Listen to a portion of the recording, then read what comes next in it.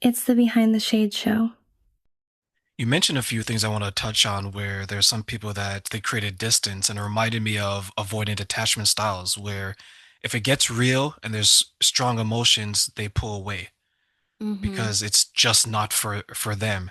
And I think many times people who have that type of behavior or who exhibit those things, many times I don't think they know the impact of it, right? Because in your time of need and you go to someone is because on your end, and maybe you can clarify this as well, is you thought that they were going to be there because of a certain level of expectation. Mm-hmm. And now they're not there. So one, you're like, oh, I was wrong. Right. And Yeah. two, this other person is gone. And then another one, when you mention the importance of standing up, I found in my experiences that sometimes the people that stand up for you, you're like, oh, that kind of surprises me. But Yeah. I'm glad that they did it. Were there any surprises in the people who stood up for you during your time in need? Absolutely. One in particular, her husband used to be a chaplain at the hospital where I delivered. And so he knew the layout of the land. And the Sunday after this happened, my husband was walking between the NICU and the ICU and he found them on a bench. And he was like, "What are you guys doing here?" And they're like, "Oh, we're just out for a Sunday stroll." And, prior to this incident, I mean, we were definitely acquaintances. We went to church together. I was in Bible study with the wife. So we definitely knew each other, and I would have considered them a friend, but we're so much closer now because of that. And like she drove me to appointments for, I think it was over 6 months. It was a while, until they moved away. And then I've continued to keep in contact with them and even have gone to their house multiple times to get a break and just rest, have a week, an extended weekend of rest. So that's definitely one person who comes to mind that it was like, I, I mean, I've always known she was a good person, but just the way that they showed up was just really admirable. And, um, I agree with that avoidant attachment style, that anxious avoidant. And I could see that. For me, entering, even though I have that attachment style, um, entering, especially this situation, has made me want to enter in. Obviously, I have a podcast. So it's made me want to enter into those harder stories because I have a number of guests who have said, this is the first time I've ever actually vocalized my full story. Maybe they've said snippets or had short conversations with their partner, but to vocalize the story in its entirety. And to me, that feels really. I feel like I'm struggling to find the right word. It's humbling, but it's also, I feel incredibly honored that these people trust me with such a vulnerable space and such a vulnerable story. Um, and it's beautiful to see how God has created this very good thing out of such a hard situation.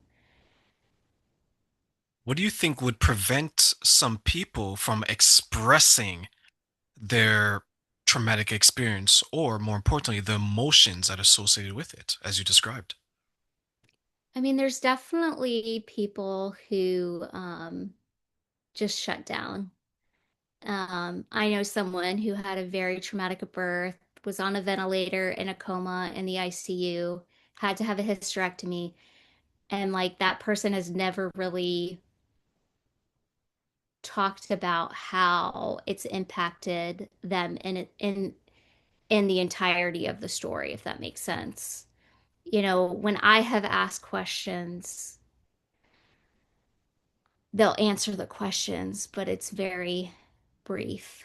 And personally, I don't think the stuffing um, coping mechanism is a healthy one because trauma is going to come out, um, whether you like it or not. It may come out in anger, it may come out in an autoimmune disease, it may come out in stomach ulcers.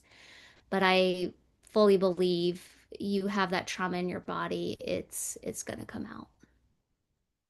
Do you think there is some shame and guilt with some people when it comes to expressing how they feel? Ooh, that's such a good question. Um, I'm sure some do, especially with decisions that they made or didn't make. Um,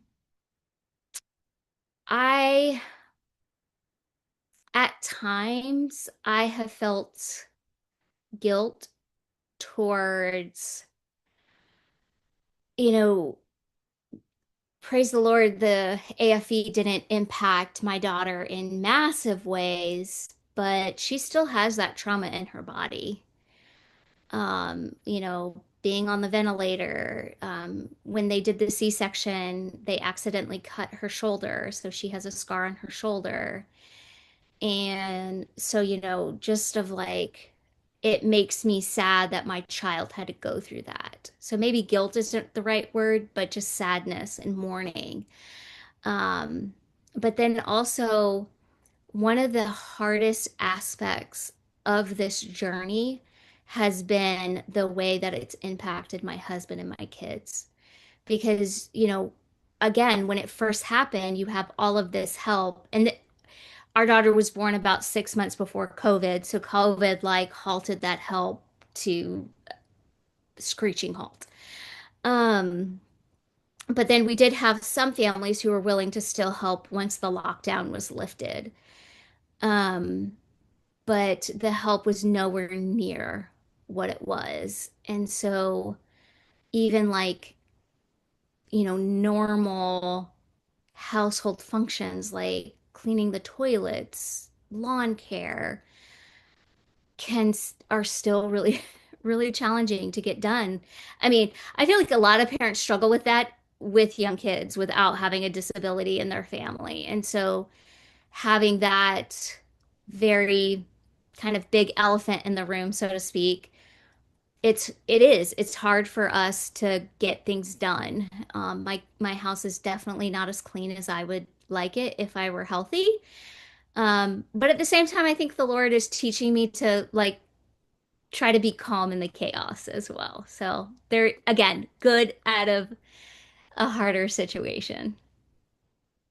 I did laundry yesterday. I'm looking at my bed and it's still there.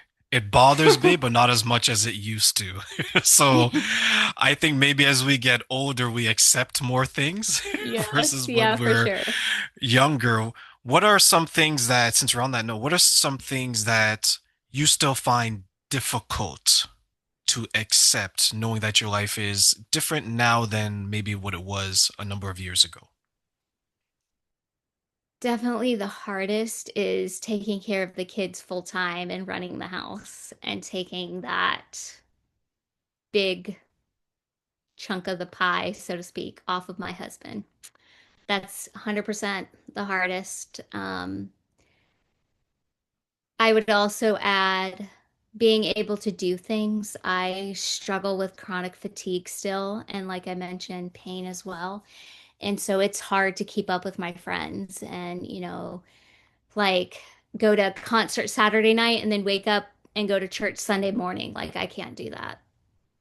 And even last weekend, my younger sister just had a baby, and so we went to see the baby and help her and just have some family time. And so it's about a 2.5 hour drive, and we drove there and back in the same day.